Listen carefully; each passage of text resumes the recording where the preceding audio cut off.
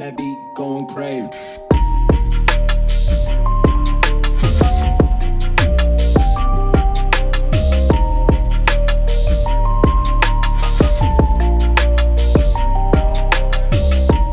Hi guys, welcome back to another episode of the VFR NC30 build. So today I'm still chasing off this issue.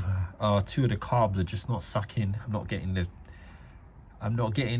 the right idle to be able to balance these carbs. I know something's wrong. I still got this smoky issue.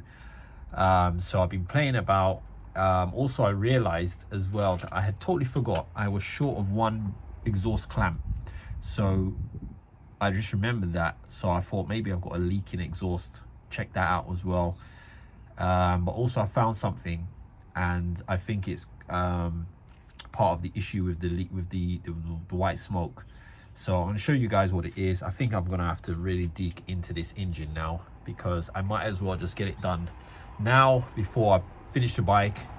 I don't want to have to be stripping it back when I'm start riding it. So let me quickly show you guys what I found. All right guys, as you can see, I've stripped all the fairings off so I can get into this. So I've taken these exhausts off. The main reason being, and it's funny enough, I totally forgot when I had put the exhaust on, I hadn't even clamped it on tight. So these were all loose. So that could have been causing some issues, the vacuum leak. But also, I had got some new ones of these with the new seals. I've just ripped the old ones out. So these are new seals to seal it up nicely. And I was missing one clamp on this side, which is the one connected to this cylinder here in the front, which is one of the cylinders that's not sucking, and also the rear cylinder that's not sucking. It's these two cylinders here. I'm just not getting any suction. I get suction when I rev it up, but in idle I don't get any suction, and at idle, as long as I touch any of these, it kills the bike. This one, nothing happens, so that's not right. So it would lead to compression, but the last time I checked the compression, these two cylinders, funny enough, had the highest compression. I'll be honest, I haven't checked them recently, so I probably am going to check them in a bit. But I've just taken this off because I actually was going to replace these gaskets here, because I think the ones I used here are the same gaskets that go on the front. Or from the engine to the manifold, and I think they're different in this. I actually have the two to go here, so I was going to take these off, but when I took it apart, I put my hand, I could see this ring looks quite oily. It's probably hard for you guys to see.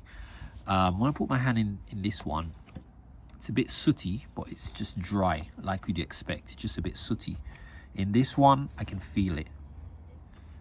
As you can see my finger, it has some oil. It's not a lot, but it's definitely oily. You see it? So this is, I'm sure, where what's causing this white smoke. We're definitely burning oil. We're burning oil here somewhere. So right now, at least on this rear one, for now, I'm tempted to take this head off and have a look at what's going on. Also, when I took the spark plug out from here, there was some small oil residue down there, whereas the other side is completely dry. So it could just be the gasket here that needs replacing, but obviously that oil is definitely in the cylinder as well. So it could be piston rings, it could be valve stem seals, it could be, I mean, I don't know at this point, at this time, but maybe it's just a good idea that I just take the head off. Also, I can do the valve clearances as well, which I haven't done on this bike, and maybe we just do it all. I mean, I can do it with the engine in the bike, which is good. So I think I'm just gonna attempt to start taking it apart and see how far I get. Also, I took this spark plug out, and I took both of them out, and this spark plug definitely looked like it had oil on it, and this one was completely dry, whereas this one was a bit wet. So I think we definitely have oil in the cylinder somewhere. So I don't know, what do you guys think? Is that piston rings we're looking at? I'm hoping not, because if it is, then the whole engine is going to have to come out. So I pray that's not that. But what I'm going to do, I did swap them around to see if it was a spark plug issue. So what I'm going to do, I'm going to pull out this spark plug now, and I'm going to see if this one is now oily. All right, guys, there we go. So I've taken this out. Can't say that it's oily, but to be honest, I only ran it for a few seconds after I took it out, so it's probably not a good indication. But this is what the spark plug's looking like. If anybody can tell me what they think of that. So yeah, let's move on. All right, guys, so I'm going to do a compression test on this cylinder. I've already done this one, and we have low compression here. So definitely this is the issue. This engine is why we're not getting a good vacuum. I'm going to check it again and I'll show you guys. I'm going to do this cylinder and this cylinder. This cylinder has got great suction, the two front ones on the left here. Funny again, similar issue with the other bike. You know, these bikes get left on their stand sitting this way, and it's funny how the two on this side are the issue. So it's probably the way it sits, something happens, I don't know, maybe some corrosion or something like that on this side, I'm not sure.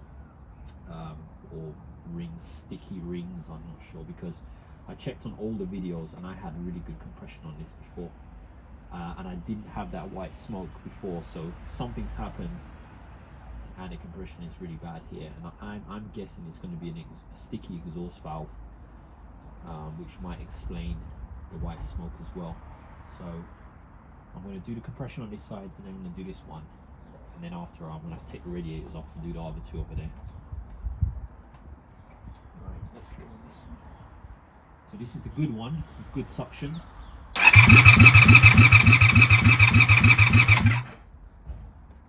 As you can see, we're about 140, just over 140 psi. So that's good on that side. Now let's look at the difference on this one.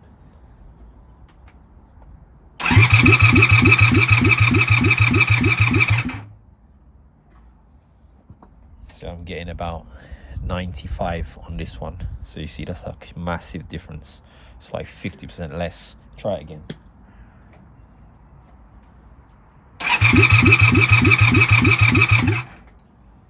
Yeah. So you can see I'm getting about 95 here. So this is definitely a reason why we're getting this issue. So what I'm going to do, I'm going to take the radiator off, and I'm going to do the two on the front here. And I'm going to assume again that I'm going to get low compression here and high compression on this side. So guys, I've just taken the two front spark plugs off, and I've got the same issue. So you can see here, the one on the left is our good cylinder. The one on the right is the one where we're not getting suction, and you can see how oily it is compared to the other side. It's exactly like the two on the back. So I think this is the one that's firing good, and this one I think is leaking oil. So I'm going to do a compression test on those two cylinders now.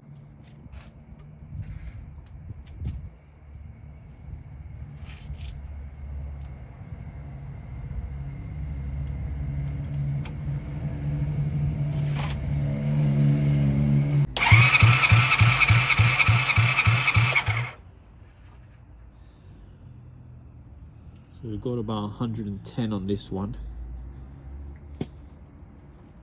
Try again.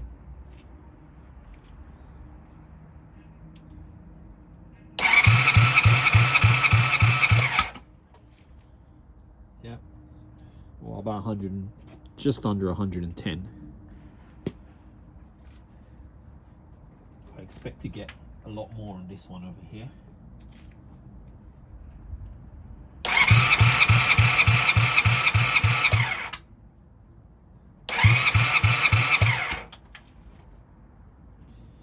This one's about 135. So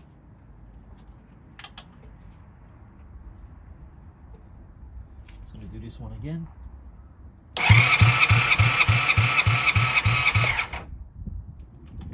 Yeah.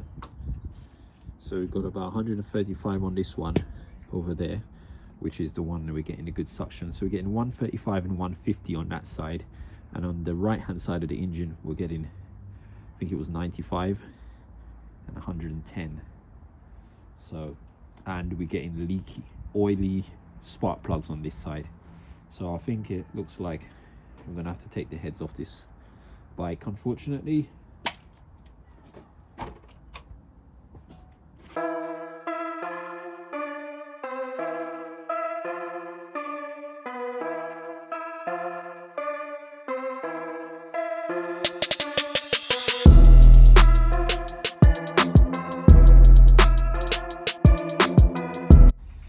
All right guys, so I've taken the lid off, and if you look inside here, you can see where I was talking about having a bit of oil.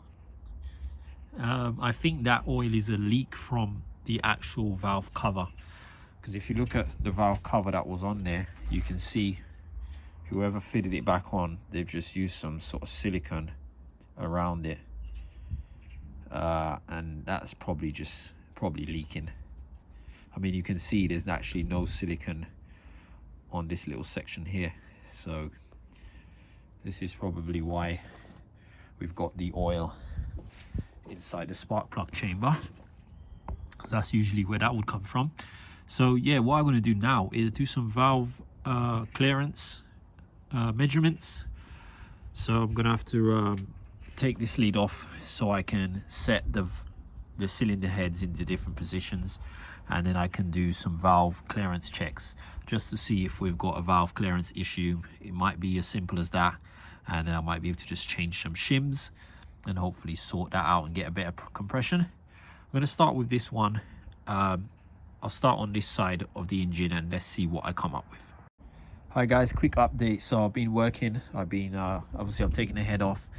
I've been checking these valves. So just if anyone wants to know, according to the manual, to check the clearances on cylinder 3, which is this one here, the rear right, we need to set the T1 mark, which you might be able to see in there. T1 little mark needs to line up with that mark, which you can see here, like that. And also this little mark on the bottom of the cam, this little mark here, and there's also one on this one here, needs to be facing downwards towards the head, like that.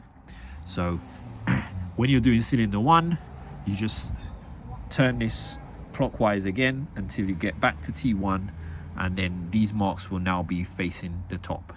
So right now we're on T3. I'm going to do cylinder 3, then I'm going to do cylinder 1. So I've already measured the clearances for cylinder, for this cylinder here, cylinder 3, and I've documented them down.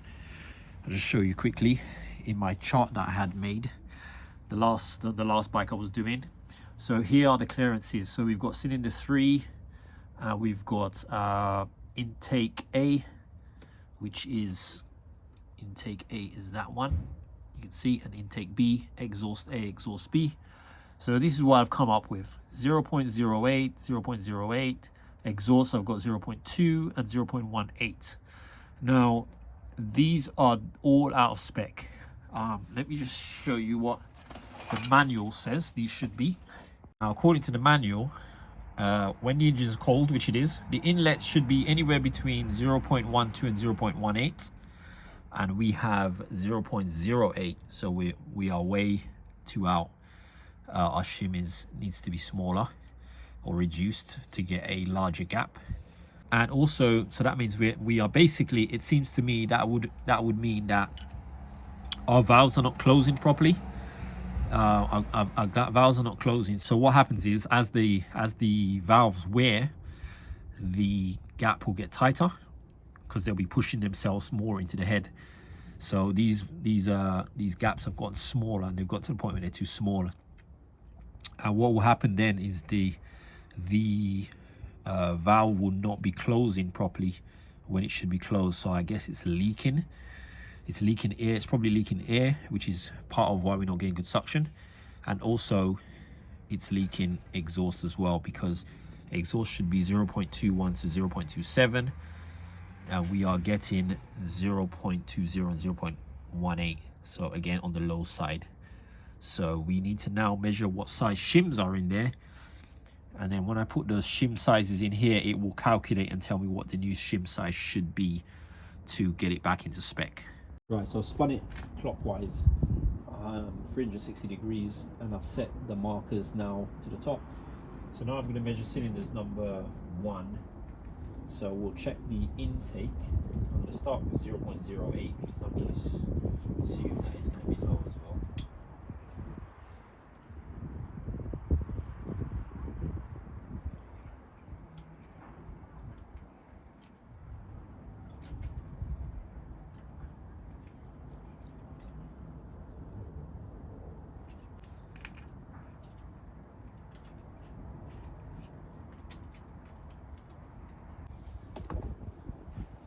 It is a bit tight on this side.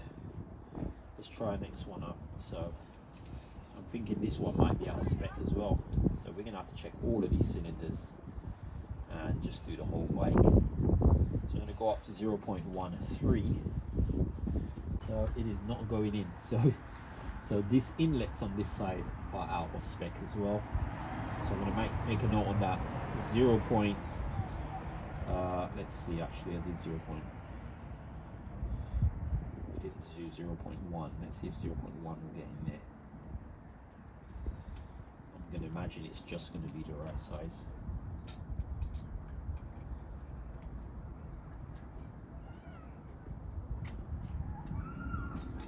Nope.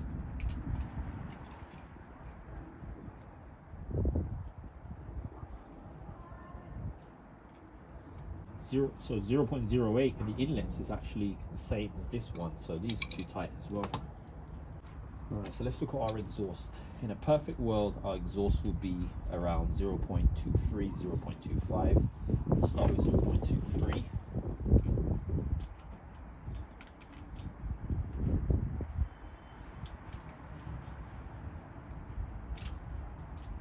It's just too tight, won't go in.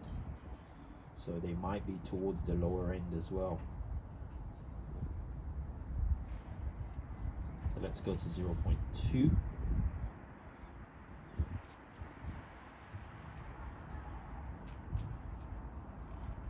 0.2 is going in. 0.2 is going in. So again, we're slightly out of spec on that side. We should be at the lowest should be 0.21, we're at 0.2. So we're slightly out of spec as well. So basically, we're massively out of spec on this side, which I was expecting. We're just out of spec on this side. So you're gonna need shims changing everywhere. Obviously I haven't done the other side, haven't got enough time to do it today. Maybe I might be able to get back on it later, but I've got to go out. So it looks like it's a valve job on this. Well, at least it's going to be a shim job, valve clearance job, and hopefully this will solve our issue. If it doesn't solve the issue, we're going to go deeper into the engine. But being that these are way out of spec and they're too tight, that's saying to me that the valves are not closing enough, and that will cause us to lose compression. If the valves are closing too much, you might get more compression than you would normally get, but when it's not closing enough, you'll get low compression. So I'm pretty sure that's the issue here. So when I get a chance, I'm gonna have to do the same thing on the front one, take that off. Then I'm gonna have to see what shims I've got and see if I can swap a couple of them around, or if I've got enough shims, if I need to buy any more, get these all done up, and then we're gonna have to try again and see if we solve our problem. So guys, that's it for today. This is where I'm gonna stop on this. Hope you guys enjoyed this video, and we will get there someday. We'll get there. It's all a learning curve and it's all fun, and I'm having a great time doing this. So yeah, please leave your comments and any tips as well, guys, or if you think I'm going along the right way here, let me know. If I'm doing something wrong, also let me know. And yeah guys, I'll see you on the next video. Thanks for watching. Take care. Going crazy.